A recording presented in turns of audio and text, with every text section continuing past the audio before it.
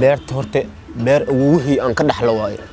beerta beer oo awowihii maroodi oo ku dhex dilay waaye asoo geedka falaayo awowihii baa maroodi ku dhex dilay beertii oo awowihii saas maroodi oo ugu dili aabbay baa awowihii ka sii dhaxlay aabbay markuu awowihii ka sii dhaxlay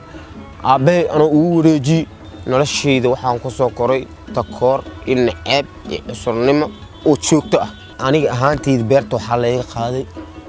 abaar yar baa dhacday abaartii haday dhacday meel la dhaxaayo afgooy meel ka horeyso oo walaweyn iyo afgooy u dhaxayso iyaan degneynay abaartii haday dhacday biyaha oo waxa soo galay biyaha oo webiga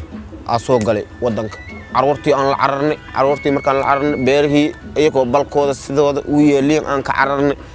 haddaan soo laabano beerihii lo lagu deeyay oo beerihii la naga qaatay oo haddii soo laabano wadaad oo meesh degan oo ku dhaafno beerihii haddii imaadno waxaan dhahay beerihiina waa la dhacay haddii beerihii la dhacay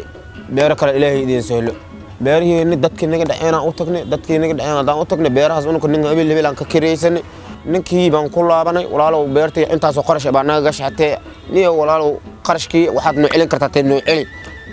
wuxuu dhahay beertii haddaan maanteeda jareer yahay aan idinku dhex arko waxaad ka heshiin baad ka leedihiin markuu sidii nagu dhahay ninkun dad oo iska cabsadayaan waa iska cabsanay ilaahay dartiis ilaahay wax ka weyn ma jiro ilaahay wax ka weyn ma jiraan dhan beertii sidii baan iskaga dhaafnay wadaadkii beerta naga qaatay baa dhintay ilmihiisa joogay beerteedaan ku laaban waxaan dhahnay miyaha beertii xaq baan ku leenahay xaqayna hal naga siiyo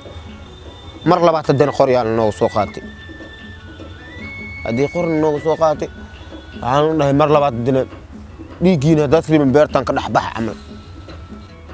markii beertayda aniga maalin walba oo hortayda lagu soo qaxaysanayo indhayda maalin kasta ilinta waa soo siiray markii beertayda agtayda oo badar lagu soo qaato ilaahay ugu kiyay alool xumo waa joog way wadanka dhan waa iskiga soo tagay markaan iska soo tagay hadda sidaas baan magaal ku soo galay waxa lagu kallafay inaan badiil iyo mas'uulaha oo xaarka inaan ka shaqeeyo oo bixiyo oo ilmahayda ku korsado inaan suuqa taade markii hadda khudaaraha meelaha khudaarta lagu gado hata ma tago badi ilmaha markaan god qashanko iyo meelaha ugu shaqeysto halkaas goofiyaha baan iska maraa waxaan u baahanahay cadaalad oo xaq ah